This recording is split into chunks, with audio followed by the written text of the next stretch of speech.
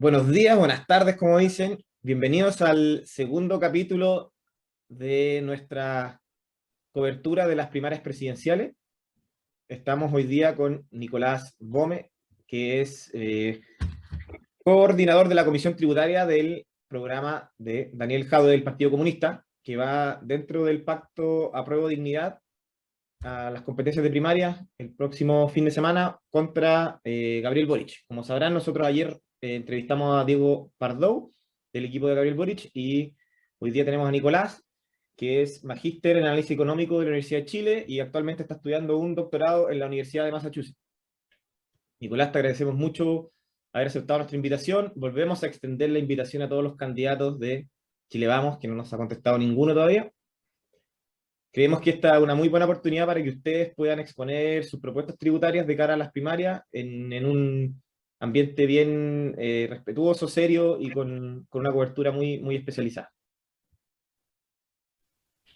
Oye, pero entre paréntesis, medio difícil que algunos candidatos de Chile Vamos contesten, ¿no? Por ejemplo, imagino con Lavín, ¿cuál es su propuesta de reforma tributaria? No tengo. Ah, ya, sacar el problema.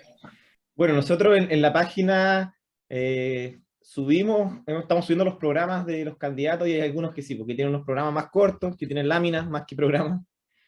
Entonces, nos ha costado un poco descifrar sus propuestas tributarias, pero esperamos que alguno pueda venir.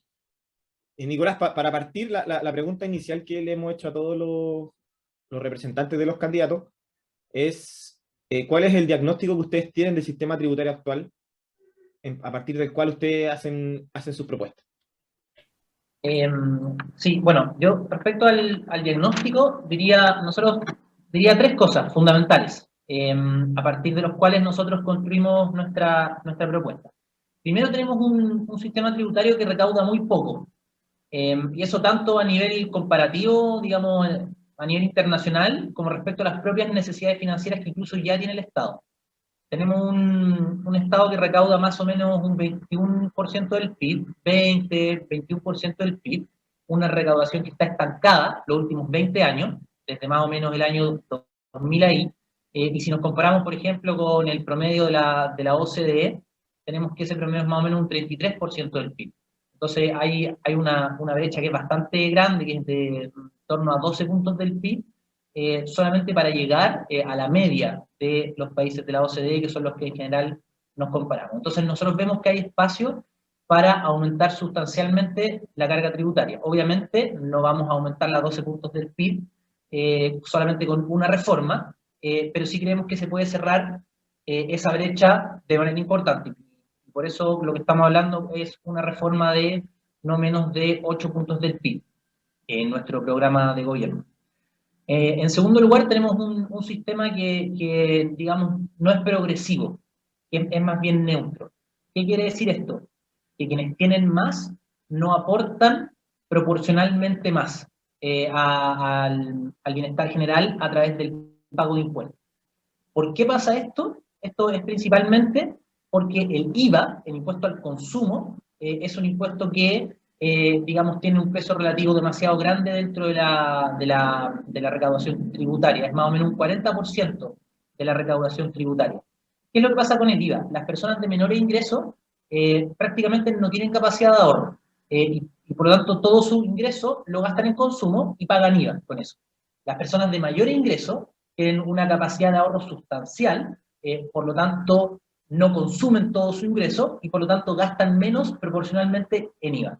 Entonces lo que hay que hacer es avanzar hacia un sistema donde la contribución relativa del IVA sea mucho menor. Por eso que en todas nuestras propuestas nosotros no consideramos alzas de IVA, sino que vamos en general a impuestos donde justamente los que tienen más son los que van a pagar más. De ahí me imagino que después podemos ir detallando las distintas propuestas. Y finalmente tenemos una economía que se basa mucho en la extracción de rentas de los recursos naturales y sin embargo no tenemos mecanismos que graban esta extracción de los recursos naturales. Y ahí entonces es donde nosotros hemos propuesto un nuevo royalty a la gran minería del cobre, que nos va a permitir apropiarnos al menos de una parte importante de las rentas del cobre, que son en realidad propiedad de todos los chilenos a través del Estado, pero que hoy día se están apropiando un puñado de transnacionales y bueno, una compañía minera chilena que es de los lucros. Gracias, Nicolás. Y nosotros, bueno, ya es bastante literal, digamos, pero en el programa de Daniel quedan claros, o muy claros, una serie de pilares tributarios en los cuales ustedes van a intervenir. El primero, ¿no es cierto?, sería cambios al impuesto a la renta. El segundo, una reducción a las exenciones y privilegios tributarios. El tercero, un royalty a la gran minería que ya nos contaste recién. Cuarto, impuestos patrimoniales. Y quinto, medidas contra evasión y elusión. Lo que nosotros hicimos con Diego y queremos hacer con todos los candidatos, un poco centrarnos en todos los pilares que no son exenciones, porque parece, y le vuelvo a insistir, que eh, olvidándose un poco el gobierno, parece que todos estamos de acuerdo en que la exención hay que eliminarla, aun cuando todavía no se presenta el proyecto de eliminar exenciones por parte del gobierno. Por eso decimos que parece que todos estamos de acuerdo. Entonces, aquí están presentes los 4 fundadores de capacidad contributiva y cada uno de ellos está a hacer preguntas relativas a algunos de estos pilares que no sean exenciones. Y vamos a comenzar con Alejandro, te lo presento. Alejandro te va a hacer preguntas relativas a los cambios al impuesto a la renta que aparecen en el programa de Daniel. Hola Nicolás, yo te quería preguntar un poco de la propuesta de desintegración que tienen ustedes. Ayer hicimos esa misma pregunta, pero hicimos una pequeña introducción para explicar lo que es la desintegración. El sistema de impuesto a la renta que tenemos nosotros es un sistema que funciona en 2 niveles, es decir, hay un impuesto corporativo que paga la empresa y un impuesto final que paga la persona natural que está arriba de esa empresa. Entonces, un sistema integrado es un sistema que tiene una vinculación entre esos 2 impuestos, y en particular en el caso de Chile, otorga un crédito a la persona natural por el impuesto que haya pagado la empresa. Lo que yo te quería preguntar es, ¿qué ventajas le ven ustedes a la desintegración? ¿O qué efectos positivos podría generar en el sistema? Y quizás cómo se la imaginan, cómo la implementarían, si se les ha ocurrido alguna medida específica de cómo implementar esa desintegración. Y bueno, partir diciendo que la integración del sistema, o en este caso nosotros tenemos un sistema semi-integrado para el cambio para el caso de las grandes empresas. Quizás partir aclarando que nosotros no contemplamos cambio de la estructura de impuesto a la renta para las pequeñas y medianas empresas, sino que vamos a mantener el tratamiento tributario preferente que hoy día tienen. Por lo tanto, vamos a concentrarnos en las grandes empresas que hoy día están en el sistema semi-integrado. Las rentas del capital en Chile tienen un tratamiento preferente respecto a las rentas del trabajo, porque efectivamente a los dueños o dueñas de empresas, una vez que retiran utilidades, se le genera un crédito, es decir, una devolución por parte de lo que pagó la empresa de la que son dueños. De eso se trata la semi-integración. Esto implica que en Chile tenemos digamos, los impuestos personales, los impuestos que no los que graban a la empresa directamente, sino que los que graban a las personas, tienen una recaudación extremadamente baja. Si uno lo mira a nivel comparativo, en Chile recaudamos muy poco por impuestos personales, y esto es lo que genera que tengamos esta estructura que no es progresiva en el sistema tributario. Por lo tanto, en los cambios al impuesto a la renta, nosotros lo que estamos haciendo es que estamos manteniendo la tasa corporativa, eso no cambia, y nos enfocamos en los impuestos personales y particularmente impuestos personales que provienen de rentas del gran capital. Por eso es que lo que proponemos es desintegrar el sistema. Esto tiene que ver además con reconocer que, digamos, hay 2 hechos grabados totalmente distintos. Uno es la tasa corporativa, que va a pagarlo cualquier empresa al momento de generar utilidades, ¿cierto? Con algunas exenciones incluso, pero que cada vez que genera utilidades una empresa, tiene que pagar utilidades. Digamos, para usar un término que les gusta a ustedes, la capacidad contributiva de esa empresa es distinta a la capacidad contributiva que tiene arriba, digamos, un socio, socia o accionista, donde además, dicho sea de paso, acá nosotros lo que estamos grabando es algo totalmente distinto, no es la generación de utilidades, sino que es el retiro de dividendos por parte de las dueñas o dueños de las empresas. Por lo tanto, esto es avanzar, nosotros creemos en justicia tributaria, es además homologar el sistema tributario chileno a lo que tienen la mayoría de los países de la OCDE, que en general tienen sistemas desintegrados, salvo algunas excepciones como Australia, por ejemplo, pero lo usual es que hayan sistemas desintegrados. Y nosotros estamos trabajando en una propuesta en el cual digamos, la carga tributaria sobre los retiros también se homologue más o menos a la mediana de la carga tributaria que tenemos en los países de la OCDE, ¿ya? Esto es sumando tanto lo que pagó, es un ejercicio más bien teórico, pero en el que uno suma lo que pagó un retiro primero en la empresa como utilidad, más el tratamiento tributario que recibieron esos dividendos una vez se retiran. Entonces, la idea en materia de dividendos, y lo que nos hemos comprometido es digamos, asimilarnos a la mediana de los países de la OCDE. Estupendo.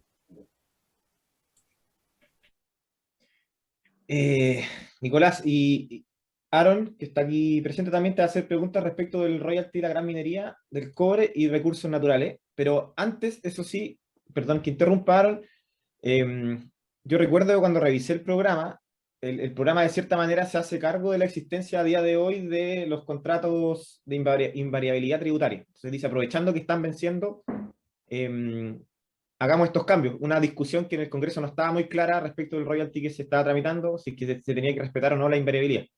Entonces, justo aprovecho yo también de preguntarte eso, más lo que te pregunte Aaron. Te dejo contigo a Aaron Núñez, que es director y fundador de Capacidad Contributiva.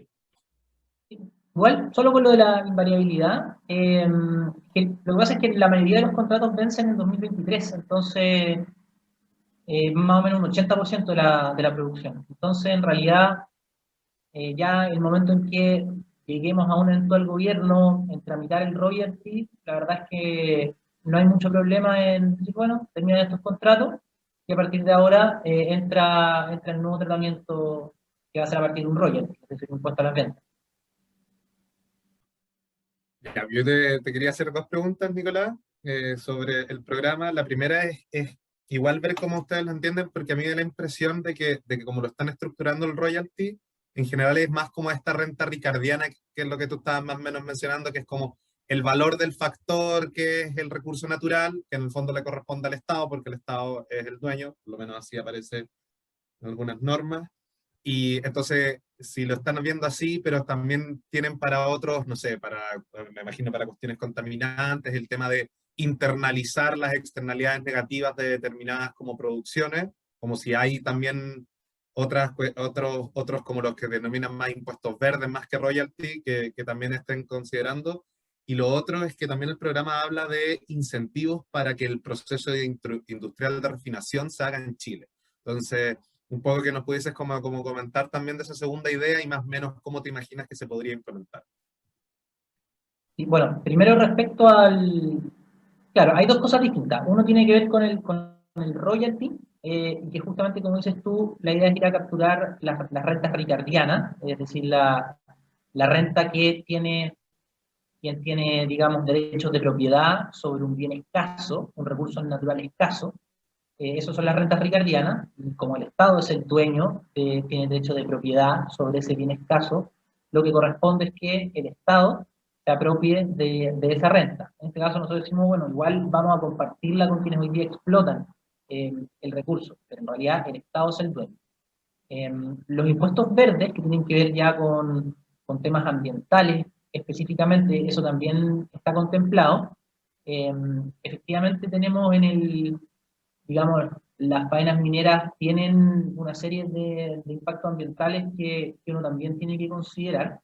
Entonces acá de lo que se trata no es de decir, no, entonces se acaba la producción de cobre, pero sí es necesario avanzar hacia una producción, digamos, que considere mucho más fuertemente y que internalice todo el impacto ambiental que genera. Respecto al tema industrialización, claro, el tema hoy día o hace varios años en realidad, hay una tendencia hacia que Chile, digamos, desindustrializa el poco proceso industrial que tenía respecto al cobre. Es decir, cada vez más, y especialmente la minería privada, esto viene desde el superciclo de las materias primas, o sea, un proceso desde principios de los 2000, cada vez más exportan cobre en forma de concentrado. Es la forma, digamos, que prácticamente se sacó de la tierra, y como vino así, se subió arriba de un barco.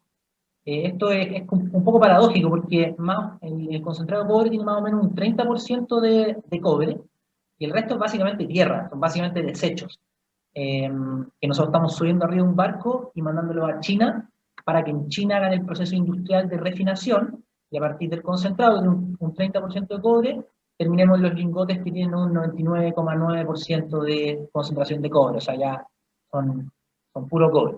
Entonces, ahí hay un proceso industrial que nosotros esperamos que se revierta esa tendencia, que eso pueda volver a hacerse en Chile bajo altos estándares ambientales, porque también este tipo de proceso industrial tiene varios impactos ambientales, pero que sin embargo con las nuevas tecnologías pueden mitigarse bastante. Entonces, para eso estamos considerando que en este royalty hayan incentivos en particular. Si uno, digamos, trata el cobre refinado de la misma manera que el cobre concentrado, es decir, cobra un royalty también por la proporción del costo que es proceso industrial, por supuesto que lo que va a hacer en general cualquier productor es que va a mandar eso a China para que se refine, donde no paga royalty, ¿ya? Entonces, lo que uno debiese esperar es que el proceso industrial esté exento del pago de royalty, porque ahí no hay justamente una renta ricardiana. Esa parte del costo no tiene que ver con el cobre que está en el suelo, sino que tiene que ver con un proceso industrial.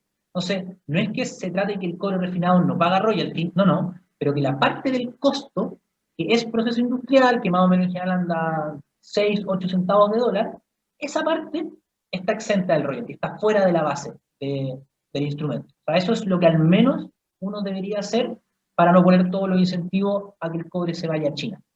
Entonces, esa es un poco la propuesta, y el resto no sabemos si la podemos profundizar, pero la idea es que sea un instrumento progresivo, es decir, a mayor precio del cobre, mayor es la tasa que se cobra sobre las ventas, reconociendo que cuando el precio del cobre es mayor, entramos ya a un escenario, digamos, de rentas puras, y donde las utilidades de las mineras suben enormemente. O sea, hoy día, por ejemplo, con el cobre sobre $4 la libra, costos que en general andan en torno a los 2, a veces menos también, tenemos una utilidad que es gigante, que no tiene que ver con una gran eficiencia en el proceso productivo, sino que simplemente con que el precio está alto. Otro de los temas que se ha discutido mucho en el último tiempo y que está en el programa de Daniel Jadwe es el de los impuestos patrimoniales. Como todos sabrán, ya a esta altura se rechazó en el Congreso el proyecto que se estaba tramitando, pero lo que se ha podido ver y escuchar en las entrevistas, en especial de Ramón López, que es el encargado económico del programa de Daniel, este impuesto patrimonial que ustedes proponen es un poco distinto al que se estaba discutiendo en el Congreso. Por ejemplo, el nivel para estar grabado baja, si no me equivoco, de los 22 millones de dólares a los 5 millones de dólares en el programa de ustedes. Eso no sale en el programa escrito, pero se lo hemos leído a Ramón López en entrevista. Entonces, te pediríamos que nos expliquen más, si tienen más detalles de cómo funcionaría este impuesto, que entendemos que es permanente, y cuáles son las ventajas que tiene ese diseño que les permiten a ustedes decir que no va a tener el impacto que ha tenido en otros lugares del mundo. Claro, primero, efectivamente esto al ser digamos, un impuesto permanente, tiene características un poco distintas al impuesto transitorio. Cuando se discutió todo el impuesto transitorio, que al final lamentablemente se cayó porque la derecha lo rechazó, se fijaba un piso bastante alto, se fijaba un piso bastante alto de 22 millones de dólares, es decir, cualquier persona con una riqueza inferior a 22 millones de dólares está exenta del pago de impuestos. La idea era que fueran pocos contribuyentes para que el servicio de impuestos internos se le facilitara la tarea de fiscalización, en el entendido que esto era algo por única vez. Entonces se calculaba más o menos, bueno, 1.500 contribuyentes están sobre los 22 millones de dólares, entonces hay que hacer un trabajo así, pero bien, muy focalizado. Nosotros lo que estamos planteando es todavía un impuesto muy focalizado, que lo van a pagar muy pocos contribuyentes, el 0,0 algo %, pero con una base un poquito más amplia, en el entendido también que vamos a ir trabajando fuertemente en todas las capacidades de fiscalización del servicio de impuesto interno. Entonces, acá hay algo que me gustaría mencionar, es que siempre, o muchas veces se dice, no, esto es un impuesto que es imposible de cobrar, el impuesto interno no tiene cómo saber cuáles son los patrimonios de las personas. Bueno, la verdad es que el impuesto interno tiene ya actualmente una nómina que se llama nómina de personas de altos ingresos y patrimonio, que básicamente tiene mapeada a las personas de mayor riqueza del país, conoce sus redes familiares, etc. Esto, por supuesto, no quiere decir que va a ser un instrumento perfecto, que no va a haber evasión y ilusión, siempre hay evasión, siempre hay ilusión, pero efectivamente hoy día el impuesto interno cuenta con mecanismos para conocer los patrimonios de las personas más ricas del país, y por lo tanto a nosotros nos parece que este es un instrumento que es importante sumar. Este va a ser el impuesto más progresivo de todos, es decir, el que más se va a concentrar en las personas de mayor riqueza, y también es un instrumento que, desde el punto de vista de las decisiones económicas, la verdad es que altera muy poco estas decisiones económicas, porque de hecho una persona esté invirtiendo su plata o no, va a tener que pagar el impuesto al patrimonio igual. Entonces, yo imagino que si alguien, por ejemplo, tiene muchos bienes de lujo, que no están produciendo una renta, bueno, quizás va a pensarlo dos veces si es que va a empezar a generarse una carga tributaria a partir de bienes improductivos. Entonces, quizás mejor pasar instrumentos a que sean más productivos. Entonces, también desde ese punto de vista, es un mecanismo que nos parece interesante. Y finalmente, de nuevo, si uno reconoce, digamos, distintos hechos grabados o distintos hechos que uno piensa que reflejan capacidad contributiva, justamente, bueno, el tener un altísimo patrimonio, por supuesto que refleja que uno puede pagar impuestos. Esté obteniendo altas rentas de esos patrimonios, no, esos son después decisiones de portafolio. Entonces, nos parece que este es un instrumento muy progresivo, un instrumento que es factible de cobrar, que obviamente tiene sus dificultades como cualquier otro, y es un instrumento que nos parece atractivo desde el punto de vista económico. Entonces, efectivamente, estamos pensando ampliar un poquito la base, digamos, bajar un poquito el tramo exento, pero todavía hacerlo muy focalizado en algunos poquitos miles, mucho menos de 10.000 contribuyentes.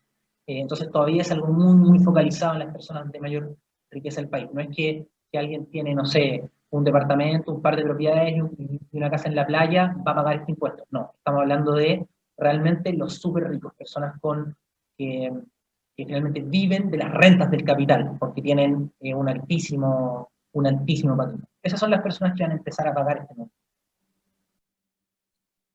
Nicolás, y en ese sentido, ustedes también proponen un impuesto de salida o exit tax. Me gustaría si nos puede explicar un poco eso, porque al final lo hablamos antes de empezar la grabación, pero los abogados entendemos un poco que la residencia es una cuestión de hecho, estoy o no estoy en un país. Entonces, como que cuesta un poco entender la idea de un impuesto de salida, cuando en verdad perfectamente ya no puedo ser residente de ese país, entonces no habría ningún factor de conexión para aplicarme a mi impuesto. Te agradecería si nos explican un poco esa medida.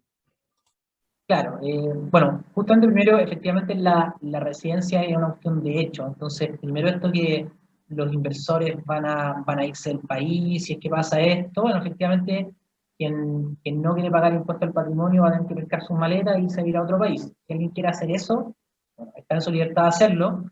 Lo que muestra en general la literatura es que los súper ricos no suelen irse de su país porque en su país es donde son poderosos, tienen poder.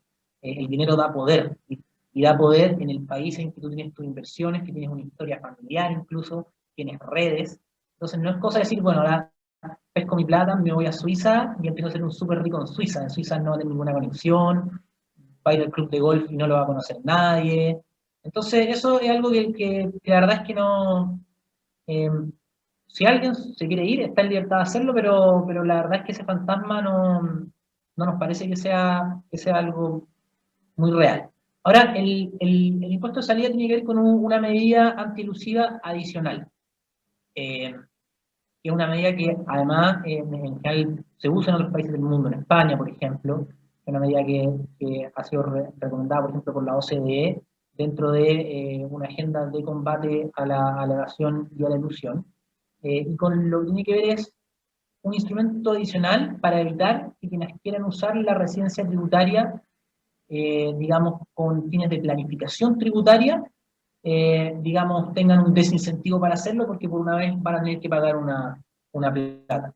En general, quien realmente diga, no, yo me quiero ir a vivir a otro país porque mi proyecto de vida está en otra parte, bueno, probablemente va a pagar por una vez ese impuesto, así además va a evitarse en el futuro seguir pagando un impuesto al patrimonio de un país en que no es residente, y por lo tanto lo va a hacer. Pero con esto vamos a evitar que se utilice la residencia con fines de planificación tributaria, es decir, con fines de pagar menos impuestos. Y así como este impuesto de salida sería una medida anti-elusión específica, el último punto del programa es el combate o medidas contra la evasión y la elusión. Natalia Sandoval, que es directora y fundadora también de Capacidad Contributiva, te va a hacer las preguntas al respecto.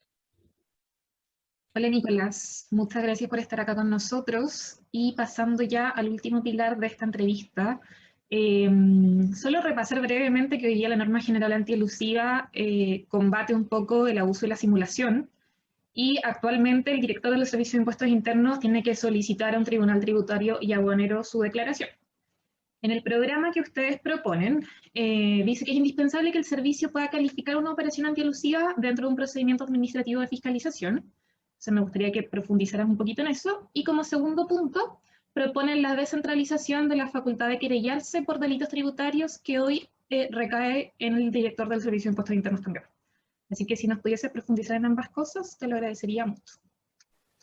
Claro, respecto a la normativa general antielusión, y antes que eso incluso, yo diría que en Chile hubo una cultura extremadamente laxa respecto a los temas tributarios. Entonces, si nos vamos a los 90, por ejemplo, un poco la cultura que había era el chip libre nomás, es decir, bueno, acá el que es más o menos pillo y por lo tanto encuentra maneras para reducir el pago de impuestos, eso es parte de lo que se puede hacer, eso es legítimo.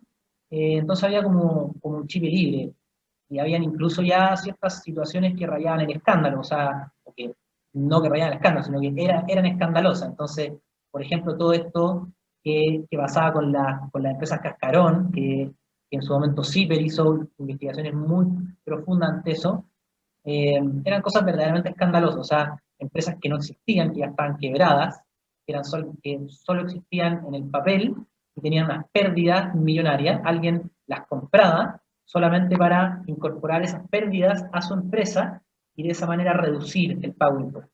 Y eso se usó por muchos años, en los 90, incluso hasta principios de los 2000. Yo diría que eso ha ido cambiando paulatinamente. Afortunadamente ha habido una conciencia que acá no es como que el que evade impuestos es porque es más vivo, sino que por el contrario esos son hechos criminales y que no son tolerables desde el punto de vista social. Y a partir de ahí ha habido un cierto desarrollo. Entonces, un hito muy importante fue la normativa general antielusión que presentó el gobierno de Bachelet II en su reforma tributaria del 2014. ¿Cuál es el problema? Que en la famosa cocina de Saldívar, ¿cierto? Este acuerdo que se generó en el Senado, esta normativa general perdió sus dientes. Hay varias cosas que la cambiaron ahí, pero una de las más importantes fue justamente que digamos, la facultad digamos, de calificar una operación como elusiva pasó de ser una facultad administrativa del Servicio de Impuesto Interno y se judicializó. Bueno, entonces pasa a los tribunales tributarios y aduaneros. Eso es una rareza. En general, los países que tienen normativa general antielusión, incluso el mismo Servicio de Impuesto Interno, en otro tipo de normativas especiales antielusión, es Impuesto Interno quien administrativamente califica. Por lo tanto, nosotros pretendemos reformar esa ley para que sea justamente Impuesto Interno el que califique de manera administrativa una operación elusiva, como corresponde. Y la otra pregunta, y respecto a los delitos tributarios. Claro, efectivamente hoy día en el país hay una persona, que tiene la atribución de querellarse si es que hay algún delito tributario, que es el Director Nacional de Impuestos Internos. Esto abre la puerta a que cualquier acuerdo político que diga, bueno, no vamos a seguir investigando, digamos, frene totalmente todos los procesos de perseguir delitos tributarios. Y de hecho es algo que pasó con todas las platas políticas de Penta y Soquimich. En un momento se dijo, bueno, hasta acá nomás, no nos seguimos querellando, y bueno, una persona simplemente el que tenía esa facultad, así que había que convencerlo a él, y listo. Entonces, lo que nosotros planteamos es descentralizar esa facultad, cosa que no pase por una sola persona, y que por lo tanto sea mucho más fácil generar como pactos de impunidad, si uno los quiere llamar así, y de esa manera también entregar una señal de que los delitos tributarios no son tolerables, la evasión tributaria no es tolerable, y por lo tanto, bueno, todas las personas que tienen que pagar impuestos van a tener que pagar los impuestos que les corresponden. Nicolás, y para terminar, ayer le preguntamos lo mismo a Diego. Estamos viendo un proceso súper interesante como país, que este momento constituyente donde un organismo totalmente elegido por la ciudadanía va a preparar una nueva constitución. Y si bien el presidente es observador de ese proceso y debe organizarlo para que funcione bien, lo que no ha pasado mucho hasta ahora,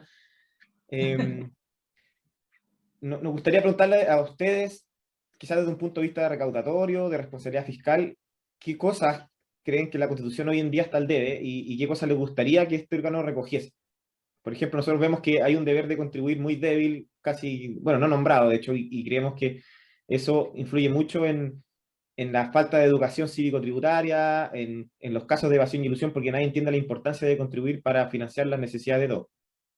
No sé si tienen alguna reflexión desde el comando de Daniel al respecto. Ya, nosotros la verdad es que la idea es ser muy respetuosos de los procesos de deliberación que se dan en la convención. Entonces, así como una posición desde la candidatura respecto a qué es lo que debe contener la Constitución o no, yo creo que no. Lo que yo sí puedo decir en términos personales, lo que yo esperaría, bueno, muchas cosas de la Constitución. Pero respecto al tema tributario, y acá algo que hemos conversado con Aaron alguna vez, la importancia de entender que las obligaciones tributarias, digamos, nacen junto con la generación de rentas económicas. Entonces, esta idea de que primero uno produce las rentas económicas y después se somete casi que al Estado que viene a quitarle lo que ha producido fruto de su esfuerzo, es algo que no tiene mucho sentido, porque efectivamente para que exista, para que haya actividad económica, o sea, la actividad económica y particularmente la propiedad supone que existe un Estado de Derecho que funciona, que tiene policías, que tiene tribunales de justicia, y que tiene una legitimidad también que permita que exista la iniciativa privada. Entonces, yo esperaría que algo de esto también fuera algo que se reconociera a nivel constitucional. Después, los mecanismos específicos me parece que son más bien materia de ley. Corresponde que sigan así siendo, pero efectivamente tiene que haber un principio general en términos tributarios, que se entienda que la obligación tributaria nace allí donde hay actividad económica, esta actividad económica genera renta y donde además se genera un derecho de propiedad en torno a esta actividad económica. Eso, te agradecemos mucho tu tiempo. Esperamos que esta sea la segunda entrevista por las primarias y no la última. Volvemos a hacer la invitación a que los candidatos de Chile Vamos acepten la invitación a algunos. Gracias por confiar en nosotros. Somos una fundación que está partiendo, pero creemos que estamos haciendo las cosas bien y que ustedes nos ayuden a generar contenido de esta calidad nos ayuda mucho y te damos las gracias. No sé si alguien quiere hacer una pregunta adicional o alguna intervención final. Yo me quería sumar al agradecimiento. Muchas gracias, Nicolás, por tu tiempo y la buena disposición de explicar todos estos puntos. Además que lo explicaste muy claro y eso se agradece bastante. Muchas gracias a ustedes por la invitación. Gracias, que tengas un buen día. Nicolás. Muy bien, nos vemos. Chao. Estén muy bien. Chao.